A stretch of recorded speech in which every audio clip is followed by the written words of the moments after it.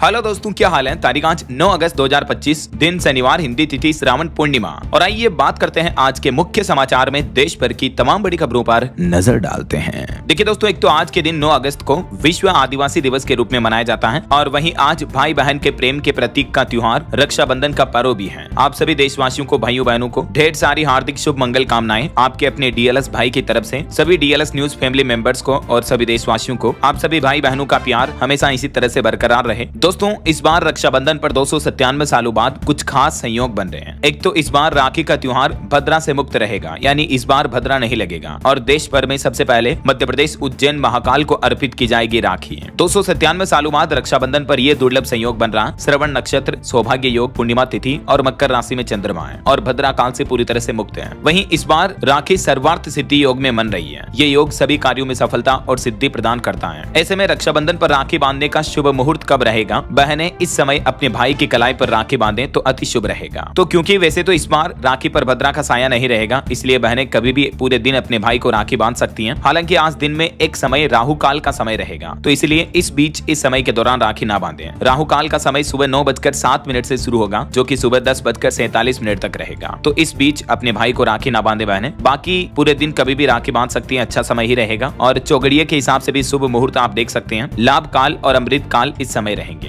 राखी बांधने की सही विधि की बात करें तो इस बात का जरूर ध्यान रखें बहनें कि राखी बांधते दौरान अपने भाई को पूर्व या उत्तर दिशा की तरफ मुंह करके बिठाएं। फिर भाई की पूजा करें, भाई को तिलक लगाएं और उसके बाद हाथ पर राखी बांधें और फिर भाई को मिठाई खिलाएं। और सभी भाई भी अपने बहनों को गिफ्ट उपहार दें। वहीं दोस्तों, रक्षाबंधन पर नई जनेऊ धारण करने की भी परंपरा होती है। पवित्रता और जीवन के 3 दिनों का प्रतीक होती है जनेऊ। और देखिए, रक्षाबंधन के दौरान बाजारों में भी रौनक छाई। मिठाई, राखी की दुकानें आकर्षण का केंद्र बनी हुई है। रक्षाबंधन पर्व को लेकर बाजार में दुकानें सजी हुई है। अच्छा, यूपी की ये तस्वीरें देखिए। रक्षाबंधन पर घर जाने की होड़। यूपी गाजियाबाद में देखिए 6 घंटे तक 10 किलोमीटर लंबा ट्रैफिक जाम लग गया। ये तस्वीरें आप देख सकते हैं। तो कुछ यूं चल रहा है राखी के पर्व का माहौल। चलिए आगे बढ़ते हैं अपन खबरों में। देखिए, अगली अच्छी खबर, केंद्र सरकार ने भी राखी के मौके पर उज्ज्वला और एलपीजी गैस सिलेंडर वाले उपभोक्ताओं को बड़ा तोहफा दिया है। मोदी सरकार ने 5 बड़े फैसले लिए। एलपीजी सिलेंडर पर भी मोदी कैबिनेट ने बड़ा ऐलान किया। सब्सिडी पर यह नया फैसला लिया, जिसके मुताबिक उज्ज्वला सिलेंडर वालों को 300 रुपए सब्सिडी आगे भी मिलती रहेगी। और एलपीजी पर होने वाले नुकसान की भरपाई के लिए तेल कंपनियों को भी 30,000 करोड़ रुपए देगी केंद्र सरकार। ये राशि कंपनियों को 12 किस्तों में दी जाएगी। और उज्ज्वला योजना पर सब्सिडी भी 300 रुपए मिलती रहेगी। घरेलू गैस सिलेंडर जो आता है 14 किलो 200 ग्राम वाला, उस पर तो इस उज्ज्वला योजना की सब्सिडी के लिए भी सरकार ने 12,000 करोड़ रुपए अलग से मंजूर किए हैं। केंद्रीय रेल मंत्री अश्विनी वैष्णव ने भी बताया कि असम और त्रिपुरा में भी 4 नए प्रोजेक्ट्स को मंजूरी मिली।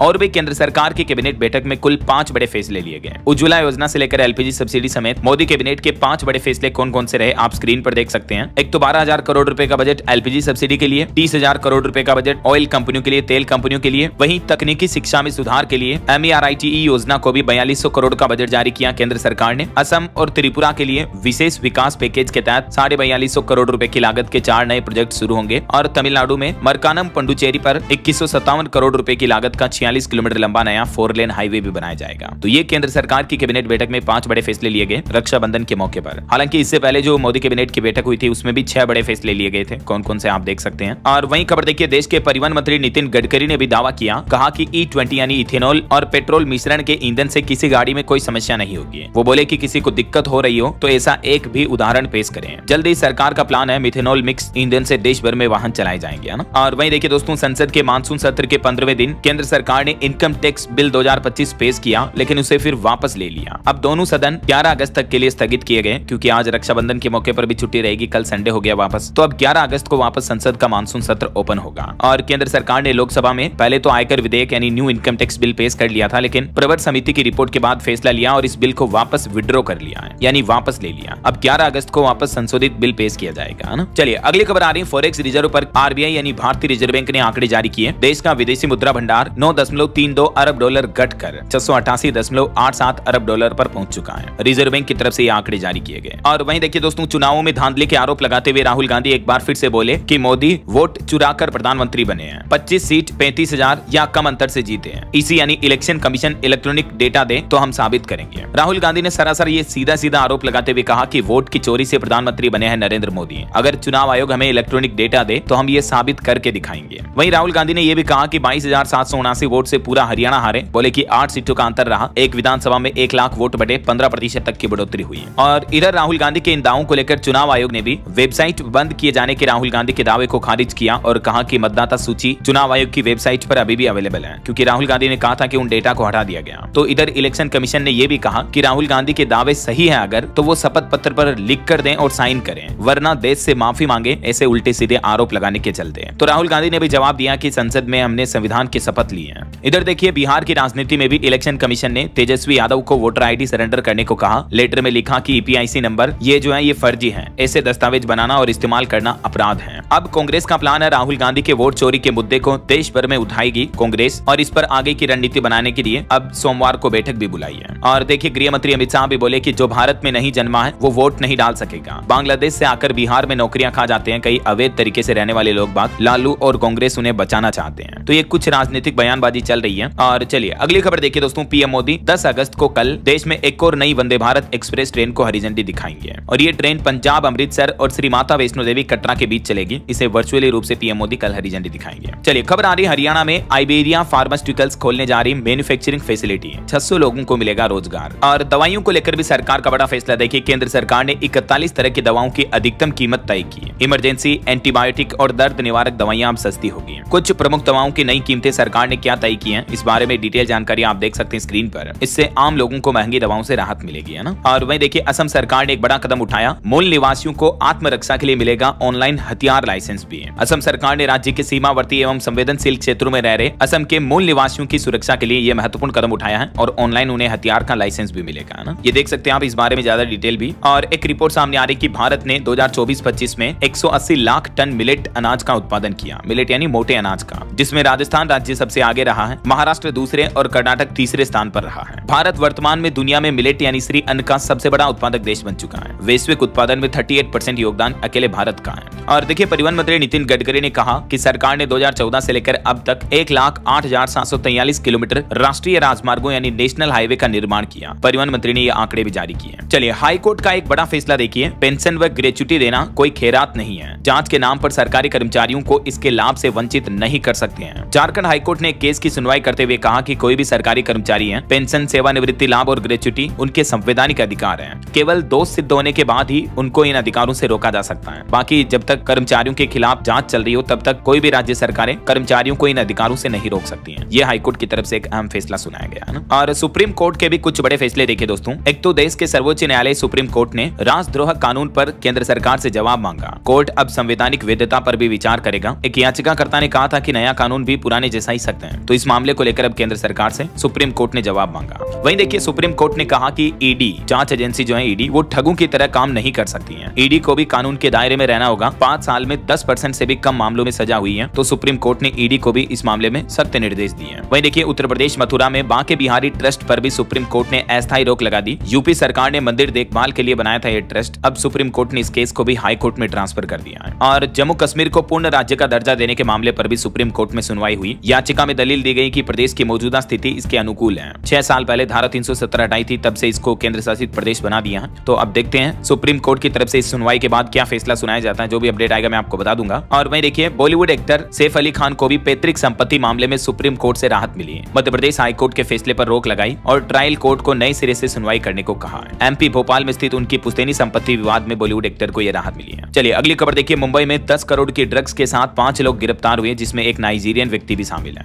वहीं भारतीय सेना के लिए अच्छी खबर आई है, ताकत बढ़ेगी अब हमारी इंडियन आर्मी की, क्योंकि देखिए इंडियन आर्मी और एयरफोर्स को 200 नए हल्के हेलीकॉप्टर मिलेंगे। सेना को 120 और 80 वायुसेना को मिलेंगे। पुराने चेतक और चीता हेलीकॉप्टर अब रिटायर होंगे, और इसके लिए रक्षा मंत्रालय ने RFI यानी रिक्वेस्ट फॉर इन्फॉर्मेशन भी जारी किया है। तो इससे हमारी इंडियन आर्मी की ताकत बढ़ेगी, है ना। और उत्तराखंड में जो त्रासदी हुई उस मामले पर रिपोर्ट आ रही, देखिए आप। उत्तराखंड के धराली में त्रासदी पर अब हाईटेक मशीनें पहुंचने में 4 दिन और लगेंगे। 80 एकड़ से मलबा हटाने में 3 जेसीबी मशीनें लगाई गई हैं। 100 से 150 लोगों के इस मलबे में दबे होने की आशंका है। तो पूरी तरह से रेस्क्यू ऑपरेशन शुरू होने में अभी 4 दिन और लग सकते हैं। ऐसा वैसे इस आपदा को आए ही 4 दिन हो चुके हैं, बावजूद इसके अभी देखिए रेस्क्यू ऑपरेशन बहुत धीमे चल रहा है। वैसे देश भर में भी मानसून के हालात काफी गंभीर चल रहे हैं। अन्य राज्यों में भी देखिए आप, उत्तर प्रदेश के 24 जिलों में बाढ़ आई हुई है। लगभग 1250 गाँव पूरे पानी में डूब चुके हैं। और इधर बारिश की वजह से झारखंड में भी 431 लोगों की मौतें हो गई। हिमाचल प्रदेश में भी इस मानसूनी सीजन में 202 लोगों की मौतें हुई। बिहार में 230 स्कूल बंद पड़े हैं। तो देश भर में अभी रक्षाबंधन के मौके पर भी मौसम विभाग ने कुछ राज्यों में बारिश की चेतावनी जारी की है। आगे मैं आपको बताऊंगा और भी पूरे मौसम समाचार विस्तार से। फिलहाल देखिए अगला अपडेट, केंद्र सरकार ने आंकड़े जारी किए। पिछले साल 2024 में 2 लाख भारतीयों ने हमारे देश की नागरिकता छोड़ी है, जो कि 2020 की तुलना में 2.5 गुना तक है ये संख्या। केंद्र सरकार ने लोकसभा में पिछले 5 सालों के आंकड़े जारी किए हैं। और वहीं दोस्तों भारत अमेरिका के बीच टेरिफ मसले को लेकर कुछ अपडेट देखिए। डोनाल्ड ट्रंप के टेरिफ वॉर के बीच पीएम मोदी की दोस्त पुतिन से बातचीत हुई और उनको भारत भी बुलाया। पीएम मोदी ने रूस के राष्ट्रपति व्लादिमीर पुतिन से बातचीत की, भारत आने का न्योता दिया और इस दरमियान उन्होंने यूक्रेन संघर्ष पर भी चर्चा की। फोन पर लगभग 15-20 मिनट तक दोनों नेताओं के बीच बातचीत हुई और इस बातचीत के दौरान पीएम मोदी ने कहा कि भारत आपका स्वागत करने के लिए उत्सुक है। अभी एक दिन पहले कल एनएसए अजीत डोभाल भी रूस की राजधानी मॉस्को में रूसी राष्ट्रपति से मिले थे। तो रूस भारत के बीच दोस्तियां और बढ़ रही है। इस साल के अंत तक पुतिन भारत दौरे पर आएंगे और इस दरमियान पीएम मोदी से उनकी मुलाकात होगी। और वहीं देखिए हमारे रक्षा मंत्रालय ने भी अमेरिकी टेरिफ तनाव के बीच अमेरिका के साथ रक्षा सौदे स्थगित करने की खबरों को खारिज किया। पहले ऐसी मीडिया रिपोर्ट्स आ रही थी कि भारत ने अमेरिका से हथियार और विमानों की खरीद रोक दी है और रक्षा मंत्री का दौरा भी रद्द हुआ। तो इस पर सरकार बोले कि ये रिपोर्ट्स गलत हैं। अमेरिका के साथ हथियार खरीद की प्रक्रिया पहले की तरह ही जारी है। और एक दावा यह भी किया जा रहा है कि एक फोन कॉल की वजह से मोदी और ट्रंप के रिश्ते बिगड़े हैं, क्योंकि फोन पर मोदी ने कहा था कि पाकिस्तान से सीजफायर में अमेरिका का कोई रोल नहीं है। तो इस बात से अमेरिकी राष्ट्रपति डोनाल्ड ट्रंप बुरा मान गए। हालांकि ये सिर्फ मीडिया रिपोर्ट्स में दावा किया जा रहा, ब्लूमबर्ग की रिपोर्ट है एक, असल वजह कुछ और भी हो सकती है। और ट्रंप टेरिफ के बीच भारतीय स्टेट बैंक एसबीआई की भी रिसर्च की एक रिपोर्ट सामने आ रही, जिसमें दावा किया गया कि अमेरिका का 25% टेरिफ प्रस्ताव लगाना एक तरह से गलत नीतिगत कदम है और ऐसे में भारत अमेरिका ट्रेड डील पर भी भारत को अपने किसानों की सुरक्षा जारी रखनी चाहिए। ऐसा वैसे दोस्तों आगे आने वाले 19 दिन भारत अमेरिका के लिए काफी अहम होंगे। अगर बातचीत से हल नहीं निकल पाया तो 19 दिन बाद ट्रंप भारत पर 50% टेरिफ लगा देंगे। 25% तो पहले से लग चुका है और 25% और लगाने की भी उन्होंने चेतावनी दी है। और कुछ मीडिया रिपोर्ट्स में यह भी दावा किया जा रहा है कि रिफाइनरियों ने रूस से कच्चे तेल की खरीद रोक दी है। मिडिल ईस्ट से तेल खरीद सकता अब भारत, अमेरिका के दबाव का असर दिख रहा है। लेकिन दोस्तों अगर रूस से तेल खरीदना भारत का बंद हुआ तो भारत को $9 बिलियन तक का आयात खर्च बढ़ जाएगा। तो कहीं न कहीं भारत को बहुत ज्यादा अतिरिक्त लागत चुकानी पड़ेगी। भारतीय स्टेट बैंक की रिपोर्ट में यह भी अनुमान लगाया गया है। और एक खबर देखिए, भारत डेड इकोनॉमी नहीं है, दुनिया की सबसे तेज उभरती अर्थव्यवस्था है। अमेरिकी राष्ट्रपति डोनाल्ड ट्रंप के डेड इकोनॉमी वाले बयान पर डेनमार्क के एक राजदूत ने भी भारत के पक्ष में यह बयान दिया और कहा कि भारत दुनिया की सबसे तेजी से बढ़ती अर्थव्यवस्था है और निवेश के लिए भी भारत एक बेहतरीन जगह है। हालांकि मूडीज ने भी एक रिपोर्ट जारी की और कहा कि भारत पर अगर अमेरिका का 50% टेरिफ शुल्क लग जाता है तो फिर भारत की विकास रफ्तार यानी जीडीपी ग्रोथ रेट भी घट जाएगी और 6% रह जाएगी भारत की जीडीपी वृद्धि दर। रेटिंग एजेंसी मूडीज की तरफ से अनुमान लगाया गया। और इस बीच डोनाल्ड ट्रंप ने तो एक बार फिर से हिदायत दी और कहा कि हम भारत के साथ कोई भी नेगोशिएशन नहीं करेंगे।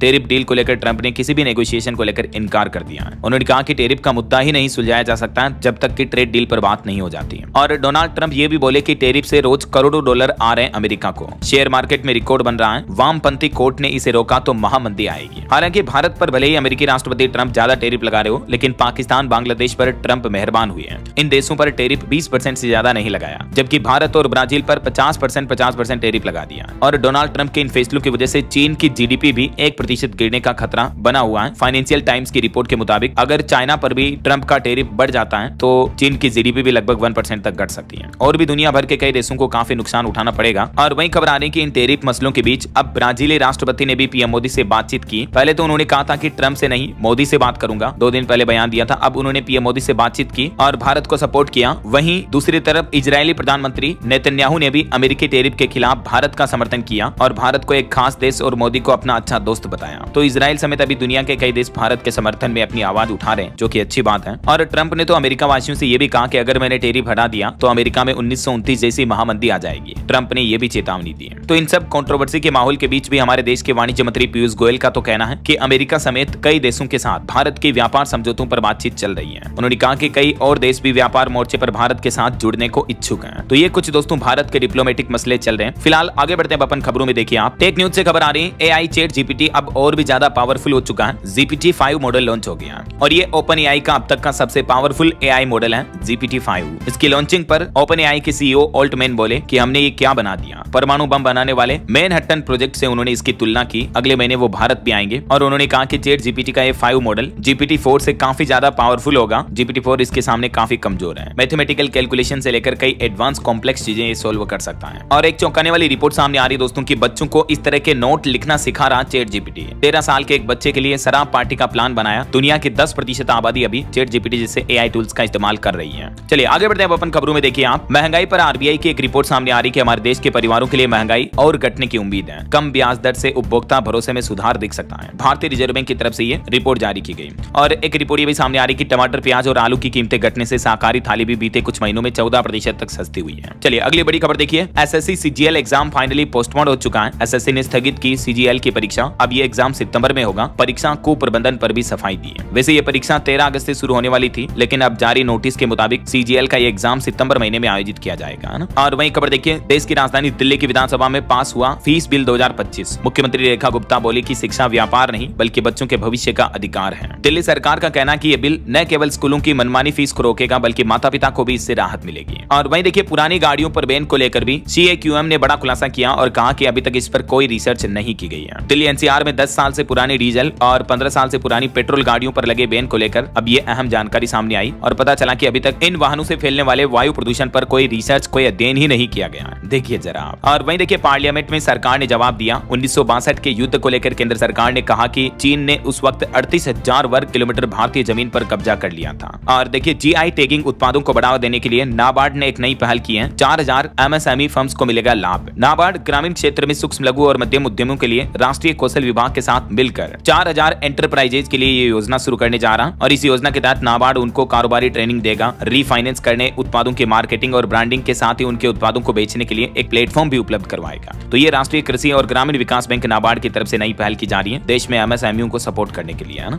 और आपकी हेल्थ को लेकर भी एक चौंकाने वाली रिसर्च सामने आ रही है कि भारत में 35% से भी ज्यादा लोग लीवर की इस बीमारी का शिकार हो रहे हैं। डॉक्टरों ने इन 3 आदतों को माना सबसे खतरनाक। दरअसल एक वैज्ञानिकों के अध्ययन के मुताबिक भारत के लगभग 38 से 40% आबादी फैटी लीवर से प्रभावित है। और फैटी लीवर एक तरह की लीवर की ही बीमारी कह सकते हैं इसे आप। और स्वास्थ्य विशेषज्ञ कहते हैं कि भारत में फैटी लीवर बढ़ने का सबसे बड़ा कारण है बदलती जीवन शैली, अनियमित खानपान और बढ़ता मोटापा। तो जंक फूड का सेवन ना करें, योगा, वर्कआउट, एक्सरसाइज करें, इन बातों का ध्यान रखें, है ना। चलिए अगली खबर देखिए दोस्तों। कथावाचक अनिरुद्धाचार्य बोले कि वेश्या को वेश्या ही कहेंगे। पूज्य प्रेमानंद जी ने भी यही कहा था। बुराई उनकी भी हुई। कुछ लोगों का एजेंडा है संतों की बुराई करना। हाल ही में उन्होंने जो लड़कियों को लेकर कुछ बयान दिए थे उस पर अब उन्होंने ये सफाई भी दी है। वहीं खबर आ रही है, पंजाब अमृतसर में खालिस्तानी नारे लिखने वाले आरोपी गिरफ्तार हुए। विदेश में बैठे सेरा के संपर्क में थे वो। वैसे आतंकी पन्नू ने पंजाब के मुख्यमंत्री भगवंत मान को भी चेतावनी दी और कहा कि 31 अगस्त तक लैंड पूलिंग बिल वापस ले पंजाब सरकार, वरना फिर भगवंत मान और जमीन खरीदने वाले दोनों निशाने पर होंगे। और पंजाब से एक रिपोर्ट सामने आ रही कि आम आदमी पार्टी सरकार में रील्स और शॉर्ट वीडियो का काफी क्रेज देखने को मिल रहा है। मंत्रियों से लेकर मुख्यमंत्री तक बना रहे हैं रील्स। 2027 चुनाव से पहले इस सक्रियता के पीछे 8 बड़ी वजह बताई जा रही है। और देखिए, हरियाणा में एक मंदिर में अनोखी पहल। पहला मंदिर ऐसा बनने जा रहा है जहां 24 घंटे शिवलिंग पर बहेगी गंगा धारा। हरियाणा कुरुक्षेत्र संगमेश्वर में 4000 लीटर के टैंक की मोबाइल ऐप के जरिए निगरानी होगी। हरिद्वार से आएगा गंगा जल और इस शिवलिंग पर परमानेंट अब जल बहता रहेगा। ये देख सकते हैं आप, इस तरह से जल चढ़ाने का सिस्टम सेटअप किया गया है। और वहीं खबर देखिए, मध्य प्रदेश में ज्योतिरादित्य सिंधिया ने थामा दिग्विजय का हाथ, मंच पर लेकर आए। भोपाल में एक कार्यक्रम में मिले दोनों नेता, सभागार में तालियां गूंज उठी। और खबर आ रही कि आखिरकार राजस्थान के कन्हैयालाल हत्याकांड पर बनी फिल्म देश भर के 4500 सिनेमाघरों में रिलीज हुई। ये उदयपुर के थे कन्हैयालाल। गर्दन काटने का सीन देखकर रोने लगे इनके बेटे। उदयपुर में पिता की फोटो लेकर मूवी देखने गए थे इनके दोनों बेटे, यानी दोनों भाई। ये देख सकते हैं भावुक करने वाली तस्वीरें भी। चलिए अगली खबर देखिए दोस्तों। इस बार के स्वतंत्रता दिवस के मौके पर 15 अगस्त से पहले जैसलमेर राजस्थान बॉर्डर पर जासूसी बढ़ाई गई। रेगिस्तान में मिला चाइनीज हाईटेक ड्रोन। अब BSF हाई अलर्ट पर है। बहरहाल अभी तो कुछ और महत्वपूर्ण और काम की खबरें देखेंगे दोस्तों अपन, लेकिन फिलहाल वक्त तो चला है आज के ताजा मौसम समाचार जानने का। और हाँ, एक छोटी सी रिक्वेस्ट आपसे ये है कि अगर आप DLS न्यूज चैनल से अभी तक भी जुड़े नहीं हो तो जुड़ जाइए। चैनल को सब्सक्राइब करके बेल आइकन जरूर दबा दीजिएगा और इस वीडियो पर एक लाइक और शेयर भी कर देना, ताकि आपको रोजाना की ताजा खबरें, महत्वपूर्ण मुख्य समाचार, काम के न्यूज अपडेट सबसे पहले आपके मोबाइल पर मिलते रहेंगे। ओके, और चलिए बिना टाइम वेस्ट किए सीधा आगे बढ़ते हैं मौसम अपडेट में। तो देखिए, एक तो उत्तराखंड में मौसम के हालातों पर वैज्ञानिकों की एक रिसर्च सामने आ रही है कि हर साल राज्य में औसतन 2000 आपदाएं आ रही हैं। बीते 9 सालों में काफी जख्म दिए उत्तराखंड को। और उत्तराखंड थराली में जो हाल ही में बादल फटने की घटना हुई, जल प्रलय हुआ, उसकी सैटेलाइट तस्वीरें भी सामने आ रही हैं। 1 किलोमीटर में पसरा मलबा, 200 बिल्डिंग ध्वस्त हो गई। वहीं देश भर में भी मौसम के हालात काफी गंभीर चल रहे हैं। यूपी, बिहार समेत कई राज्यों में बाढ़ की स्थितियां चल रही हैं। कुछ अलग अलग राज्यों के मानसून के अपडेट देखते हैं। देखिए आप, राजस्थान में अगले सप्ताह भी कमजोर रहेगा मानसून। 15 अगस्त के बाद तेज बारिश होने की संभावना है। पारा 38 डिग्री तक पहुंचा। और पंजाब में भी घग्गर नदी उफान पर चल रही है। ब्यास नदी का जलस्तर भी बढ़ रहा है। डेमो में यानी बांधों में 70% से ज्यादा जलस्तर आ चुका है। अब बाढ़ का खतरा पंजाब में भी बढ़ने लगा। पठानकोट, रूपनगर में हल्की बरसात भी हुई। इधर देखिए, हिमाचल में चंडीगढ़ मनाली 4 लेन पर एक बार फिर से पहाड़ खिसका, लैंडस्लाइड की घटना हुई। हानोगी टनल में पानी में तैरने लगी गाड़ियां भी, इतनी बाढ़ आ रही है। और शिमला में तेज बारिश हुई। नारकंडा, सिलारू में भी बाढ़ आई हुई है। वहीं मध्य प्रदेश में भी 7 दिन से थमा बारिश का दौर। अब तक 28 इंच बारिश दर्ज हुई। ग्वालियर में सबसे ज्यादा बारिश देखी गई। इंदौर, उज्जैन की तस्वीरें ठीक नहीं है।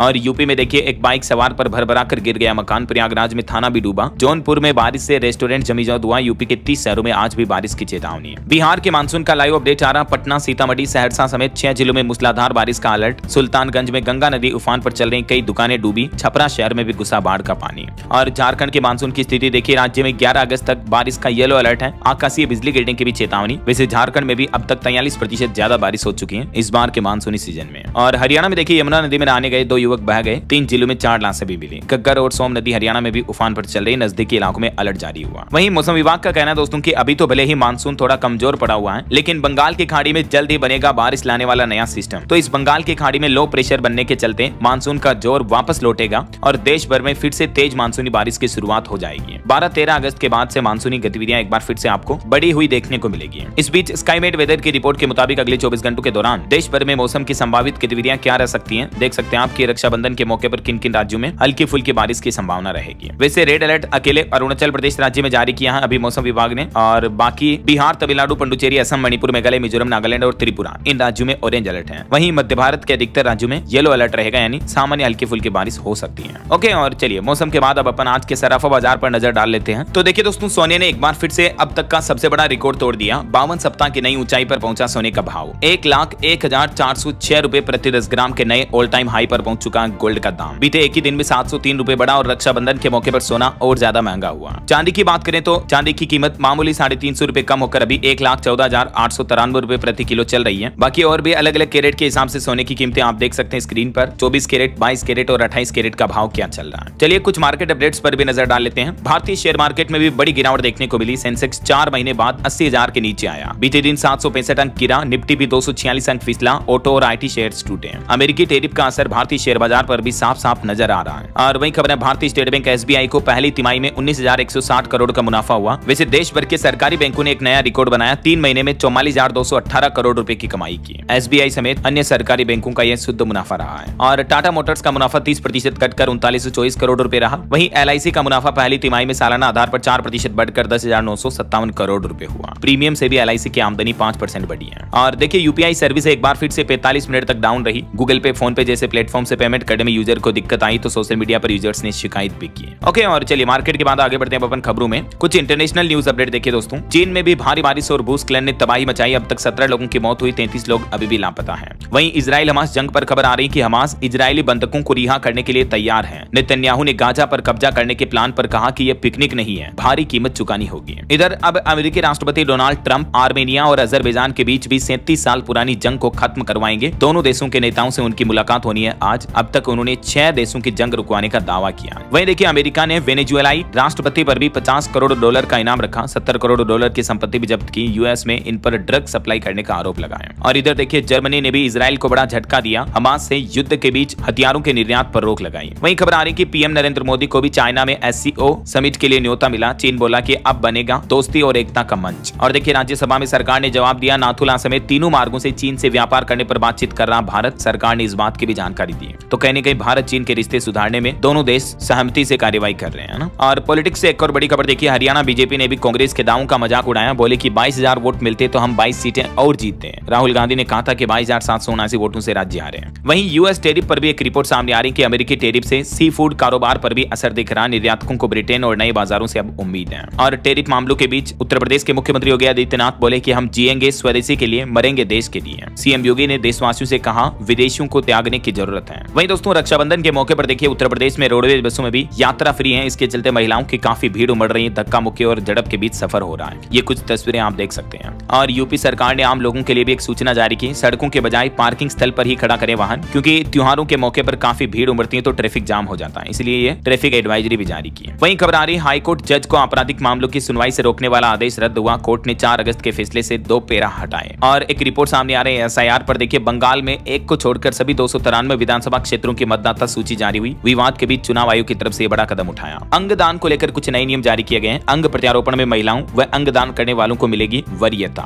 नई व्यवस्था लागू करने के निर्देश दिए। देश भर के सभी राज्यों को आदेश में केंद्र सरकार ने कहा कि अंगदान यानी ऑर्गन डोनेशन को बढ़ावा देने पर प्रत्येक राज्य को जोर देना चाहिए। ऐसे में जो परिवार या सदस्य अंगदान कर रहे हैं उनके परिजनों को 15 अगस्त 26 जनवरी जैसे समारोहों पर सम्मानित किया जाएगा। इसके अलावा ऐसी दिवंगत अंगदाताओं को भी पूरा सम्मान देने का निर्देश जारी किया केंद्र सरकार ने। और सभी राज्यों से नई व्यवस्था लागू करने का आदेश भी दिया। रिपोर्ट्स के मुताबिक 2024 में 19,000 अंग प्रत्यारोपण यानी ऑर्गन ट्रांसप्लांट हुए हमारे देश में। और वहीं देखिए OBC के लिए भी क्रीमी लेयर आय सीमा में बदलाव समय की जरूरत है। संसदीय समिति ने यह भी सिफारिश की। और वेस्ट बंगाल पश्चिम बंगाल के आरजीकर हत्याकांड की पीड़िता की बरसी पर भी निकलेगी रैली। पुलिस ने किए सुरक्षा के चाक चौबंद इंतजाम। 9 और 14 अगस्त को न्याय के लिए सड़कों पर उतरेंगे लोग बाग। और खबर आ रही कि मेजर जनरल अमरपाल सिंह चहल को मिली अहम जिम्मेदारी, बने बंगाल और सिक्किम एनसीसी निदेशालय के एडीजी। और वहीं देखिए दोस्तों, डीपीडीपी एक्ट को लेकर भी सरकार का कहना है कि इस अधिनियम में कोई बदलाव नहीं करेगी सरकार, अक्सर पूछे जाने वाले सवालों पर अब जानकारी देगी सरकार। डीपीडीपी यानी सरकार डिजिटल व्यक्तिगत डेटा संरक्षण अधिनियम का जो बदलाव ला रही है, तो उस पर गवर्नमेंट का कहना है कि इसमें कोई भी बदलाव नहीं किए जाएंगे। वहीं खबर आ रही कि 29 अगस्त को गृह मंत्री अमित शाह और 8 सितंबर को पीएम मोदी भी असम राज्य का दौरा करेंगे। और बद्रीनाथ नेशनल हाईवे भी वापस खुला, वाहनों की आवाजाही शुरू हुई। वहीं देखिए, हिमाचल प्रदेश के मुख्यमंत्री सुखविंदर सिंह सुक्खू बोले कि सत्र के बीच शिक्षकों को सेवानिवृत्त नहीं करने पर सरकार विचार कर रही है। और हिमाचल प्रदेश में रेड श्रेणी में आएंगी चिट्टे की अधिक तस्करी और प्रयोग वाली पंचायतें भी। चलिए अगली खबर देखिए, परीक्षा में कृपाण पहनने के अधिकार को लेकर एसजीपीसी की याचिका पर हाईकोर्ट सख्त हुआ, केंद्र और राज्य सरकारों को नोटिस दिया। एसजीपीसी ने याचिका में लिखा कि संविधान के अनुच्छेद 25 के तहत सिखों को अपने धर्म का पालन करने का अधिकार है और परीक्षा के दौरान भी कृपाण को साथ रखने और ले जाने की मांग की है। क्योंकि हाल ही में राजस्थान में एक मामला सामने आया था, सिख स्टूडेंट ने हाईकोर्ट में अपील दाखिल की, ककार पहनने पर न्यायिक परीक्षा से रोका था उस स्टूडेंट को। अब केंद्र और राज्य सरकार से हाईकोर्ट ने जवाब भी मांगा है। और खबर आ रही, पीएम मोदी कल 10 अगस्त को देश भर में कुल 3 वंदे भारत ट्रेनों को हरी झंडी दिखाएंगे। महाराष्ट्र को 12वीं वंदे भारत ट्रेन मिलेगी है, क्योंकि एक तो नई वंदे भारत ट्रेन की सौगात महाराष्ट्र को देंगे, जो कि अजनी नागपुर से पुणे के बीच चलेगी। इसके अलावा 2 और वंदे भारत ट्रेनों की सेवाओं को भी हरी झंडी दिखाएंगे, जिनका रूट ये होगा। वैसे अभी मौजूदा समय में देश भर में 72 वंदे भारत ट्रेनें चल रही हैं और इन 3 के बाद टोटल 75 हो जाएगी, है ना। और खबर देखिए, चुनावी मतदाता वेरिफिकेशन एसआईआर के लिए अभी बंगाल तैयार नहीं है। ममता बनर्जी सरकार ने चुनाव आयोग से मांगा 2 साल का समय। और खबर आ रही, रेल कोच फैक्ट्री के लिए 10 अगस्त को भूमि पूजन होगा मध्य प्रदेश में, रोजगार विकास को मिलेगी रफ्तार, मुख्यमंत्री मोहन यादव ने ये घोषणा की है। इस रूट पर ये नई रेल कोच फैक्ट्री बनाई जाएगी। और देखिए, गौतम अडानी ने भी भविष्यवाणी करते हुए कहा कि भारत कब तक बनेगा $25 ट्रिलियन की इकोनॉमी। उन्होंने कहा कि 2050 तक भारत के लिए ये लक्ष्य हासिल करने का प्लान है और देश महाशक्ति बन जाएगा। वहीं खबर है, दिल्ली में सस्ता बिकेगा अब टमाटर, रेखा गुप्ता सरकार ने एक मास्टर प्लान बनाया। अभी टमाटर की उत्तर भारत में कीमतों में काफी उछाल देखने को मिल रहा, कीमतें 85 रुपए प्रति किलो तक पहुंच गई। राइट, तो अब दिल्ली सरकार और केंद्र सरकार मिलकर दिल्ली में रियायती दामों पर टमाटर बेचना शुरू कर चुके हैं, जिसके तहत उपभोक्ता 47 से 60 रुपए प्रति किलो पर खरीद पाएंगे। वहीं खबर देखिए, रक्षाबंधन के मौके पर बहनों को राज्य सरकारों ने तोहफा दिया। उत्तर प्रदेश, हरियाणा समेत 6 राज्यों में बसों का किराया माफ रहेगा। माताएं बहनें महिलाएं बिल्कुल फ्री में सफर कर पाएंगे, जिसमें एक तो दिल्ली, पंजाब, कर्नाटक में पहले से फ्री है। बिहार में भी पटना, मुजफ्फरपुर वगैरह में महिलाओं के लिए यात्रा फ्री रहेगी। उत्तराखंड में भी रक्षाबंधन के दिन फ्री सफर कर पाएंगी बहनें। मध्य प्रदेश के भी कई शहरों में बस में फ्री यात्रा का मौका मिलेगा। इसके अलावा राजस्थान, यूपी, हरियाणा समेत कई राज्यों में सरकारों ने ये घोषणा की है। चलिए अगला अपडेट देखिए, बॉलीवुड एक्टर शाहरुख खान अब जोमेटो के ब्रांड एम्बेसडर होंगे। वहीं खबर आ रही, एयर इंडिया कंपनी ने पायलट और स्टाफ्स को खुशखबरी दी, इनके रिटायरमेंट की उम्र को बढ़ा दिया है। अब 65 साल और 60 साल तक ड्यूटी कर सकेंगे, पहले रिटायरमेंट उम्र 58 साल ही निर्धारित थी, है ना। और देखिए, सुप्रीम कोर्ट के सीजीआई गवाही बोले कि सरकारी आवास समय पर खाली कर दूंगा, इनके रिटायरमेंट को लेकर इन्होंने ये बात बताई। वहीं राजधानी दिल्ली में देखिए, 2.5 लाख राशन कार्ड धारकों के लिए भी खुशखबरी आई। अब 31 अगस्त तक बढ़ सकेगा बचा हुआ राशन। दरअसल दिल्ली में 1 अगस्त से बंद राशन वितरण शुक्रवार से फिर से शुरू हो गया, केंद्र सरकार ने ये राहत दी है। और खबर आ रही कि राजस्थान में खाटू श्याम मंदिर से केवल 1.5 किलोमीटर दूर होगी अब ट्रेन सेवा। और देखिए, कॉमेडियन कपिल शर्मा को लॉरेंस गैंग ने फिर से धमकाया, कहा कि जो सलमान खान के साथ काम करेगा उसे मार देंगे। मोबाइल फोन लॉन्चिंग पर खबर आ रही, infix GT30 5G plus gaming smartphone launch हुआ। और देखिए, ब्रिटेन के गुरुद्वारों में खालिस्तान शब्द रखने की अनुमति होगी। चैरिटी आयोग ने कहा कि ये कोई राजनीतिक प्रचार नहीं है, इसमें नियमों का उल्लंघन नहीं है। वहीं यूजी कॉलेजों के शिक्षक अब नहीं करा सकेंगे PhD, लखनऊ विश्वविद्यालय की एकेडमिक काउंसिलिंग की तरफ से निर्णय लिया गया। और खबर देखिए, ब्रिटिश सांसद ने वोटर से संवाद के लिए लॉन्च किया अपना AI वर्जन, लोग 24/7 बातचीत कर पाएंगे। और खबर आ रही कि महासागर में गिराया जाएगा ISS यानी इंटरनेशनल स्पेस स्टेशन। अमेरिकी अंतरिक्ष एजेंसी नासा ने फैसला लिया कि 2030 के बाद इसका संचालन जोखिम भरा और महंगा हो जाएगा, इस वजह से इसको डिस्ट्रॉय कर दिया जाएगा। वहीं वैज्ञानिकों की एक रिसर्च सामने आ रही कि 10 मिनट की झपकी लेने से भी आपको गहरी नींद जैसी ताकत मिलेगी। इससे आपकी वर्किंग पावर, एनर्जी कैपेसिटी बढ़ जाती है। हाल ही में हार्वर्ड मेडिकल स्कूल के वैज्ञानिकों ने एक रिसर्च में पाया कि एक छोटी सी नींद की झपकी, पावर नैप लेने के बाद इंसान ऊर्जावान महसूस कर सकता है और उसका प्रदर्शन बेहतर हो सकता है। जर्नल ऑफ न्यूरोसाइंस में प्रकाशित स्टडी में 25 लोगों के दिमाग की गतिविधियों पर अध्ययन किया गया। और खबर आ रही कि पाकिस्तानी क्रिकेटर हैदर ब्रिटेन में दुष्कर्म के आरोप में गिरफ्तार हुए, PCB ने निलंबित कर दिया। बीच मैदान में खेलते दौरान ब्रिटेन की पुलिस आई और उनको पकड़ कर ले गई। पाकिस्तानी क्रिकेटर हैदर अली पर दुष्कर्म का आरोप लगा। 24 साल की उम्र में उनका करियर तबाह हो सकता है अगर उन्हें उम्र कैद की सजा हुई तो। वहीं खबर आ रही कि साल 2027 तक उत्तर प्रदेश बनेगा बाल श्रम मुक्त प्रदेश। ईंट भट्टे से लेकर औद्योगिक क्षेत्रों में पहुंचेगी स्कूल ऑन व्हील्स। यूपी की योगी सरकार की तरफ से ये नई पहल की गई है। और यूपी में बेसिक शिक्षा विभाग के 5378 शिक्षकों का भी तबादला हुआ, ट्रांसफर किया गया। वहीं बिहार में देखिए, जमीन मालिकों के लिए राहत की खबर, सरकार ने दूर कर दी 4 सबसे बड़ी टेंशन। और भूमि संबंधित कार्यों को सरल बनाने के लिए अभी राज्य भर में राजस्व महाअभियान भी शुरू किया गया है। इस अभियान के तहत टीमें लोगों के घर घर जाकर उनके जमीन से दस्तावेज प्राप्त करेगी और त्रुटियों यानी गलतियों का निवारण करेगी। वहीं खबर आ रही कि आज रक्षाबंधन के दिन बैंक बंद रहेंगे। वैसे भी रक्षाबंधन की छुट्टी रहती है, लेकिन आज आज सेकंड सैटरडे है तो ऑल ओवर बैंक में देश भर में बैंकों का हॉलिडे रहेगा ना। और प्रधानमंत्री नरेंद्र मोदी ने खाद्य एवं शांति के लिए वैश्विक MS स्वामीनाथन पुरस्कार भी शुरू किया। भारत में इलेक्ट्रॉनिक्स निर्यात पहली तिमाही में 47% बढ़ा है। हाउसिंग प्राइस इंडेक्स पर रिपोर्ट आ रही कि 13 भारतीय शहरों का आवास मूल्य सूचकांक बढ़कर 132 हुआ। और RBI की एक सर्वेक्षण रिपोर्ट सामने आ रही कि वित्त वर्ष 2026 में भारत का व्यापारिक आयात निर्यात की तुलना में दुगनी तेजी से बढ़ेगा, यानी इंपोर्ट बढ़ेगा देश का। और वैसे भी अमेरिका टेरिफ बढ़ा रहा तो एक्सपोर्ट तो इससे भी कम होगा ना। चलिए दोस्तों कुछ और स्टेट न्यूज अपडेट देख लेते हैं फटाफट से। देखिए राजस्थान हाईकोर्ट के 42 जजों को जिलों की गार्जियनशिप मिली है। वहीं राजस्थान, बेंगलुरु, जोधपुर और बाड़मेर, गुवाहाटी की ट्रेनों के संचालन के समय में बदलाव किया गया। राजस्थान अजमेर में अब सोफिया गर्ल्स कॉलेज में लड़के भी पढ़ सकेंगे। नेशनल हेल्थ मिशन की रिपोर्ट आ रही, मध्य प्रदेश भोपाल में डॉग बाइट के केस सबसे कम आए। छत्तीसगढ़ बिलासपुर में 59 करोड़ से बनेगी कोनी मोपका बाईपास रोड। और छत्तीसगढ़ में मानसून पर भी एक अपडेट देखिए, शिक्षक के उफनते नाले को पार करने का वीडियो सामने आ रहा। करिया बंद में ट्यूब के सहारे पार करके पढ़ाने जाते हैं स्कूल में शिक्षक है, देखिए जरा। और छत्तीसगढ़ में अब गोठान नहीं बल्कि बनेगा गोधाम, मुख्यमंत्री विष्णुदेव साय ने फैसला लिया। और वहीं छत्तीसगढ़ में MBBS और BDS के ऑनलाइन रजिस्ट्रेशन अब 10 अगस्त तक हो सकेंगे। आज मतलब कल लास्ट डेट रहेगी है ना। और देखिए उत्तर प्रदेश लखनऊ में CM योगी ने बच्चों से राखी बंधवाई और बच्चों की जिद पर योगी ने मिठाई भी खाई, सेल्फी ली, बोले कि रक्षाबंधन पर स्वदेशी सामान खरीदे चाहे महंगे ही मिले तो। और देखिए राजस्थान में भरतपुर में एक भावुक करने वाला मामला सामने आया। 17 साल बाद मिली बिछड़ी मां, गले से लिपट कर रोई बेटी। वैसे तो ये यूपी झांसी की थी, राजस्थान में मिली है। वहीं खबर आ रही हरियाणा का मक्का भेजा जाएगा बिहार। HAU और बिहार की ग्लोबल एग्रो साइंस के बीच MOU साइन हुआ है। और रेलवे से खबर आ रही, झारखंड धनबाद से गुजरने वाली कई ट्रेनें 23 अगस्त से प्रभावित रहेगी। वहीं पंजाब में PRTC और पनबस कॉन्ट्रैक्ट कर्मचारियों की हड़ताल खत्म हुई क्योंकि उनका वेतन जारी कर दिया सरकार ने। और हरियाणा में ट्रांसफर पोस्टिंग पर भी MLA मंत्री नाराज हैं। BJP विधायक दल की मीटिंग में मुद्दा उठा। और देखिए हिमाचल में एक बड़ी सड़क दुर्घटना हो गई। चट्टान गिरने से कार खाई में गिरी, 6 लोगों की मौत हो गई। इसमें फौजी समेत एक ही परिवार के 4 लोग थे। बड़ा दुखद हादसा हुआ है ना। वहीं पंजाब सरकार ने 14 बोर्डों में नई नियुक्तियां भी की। चलिए कुछ एजुकेशनल अपडेट्स देखिए। सरकारी नौकरी पर खबर आ रही, WB HRB ने स्टाफ नर्स के 2582 पदों पर भर्ती निकाली है। 13 तारीख से इसमें आवेदन शुरू होंगे, लास्ट डेट रहेगी 3 सितंबर, ठीक है।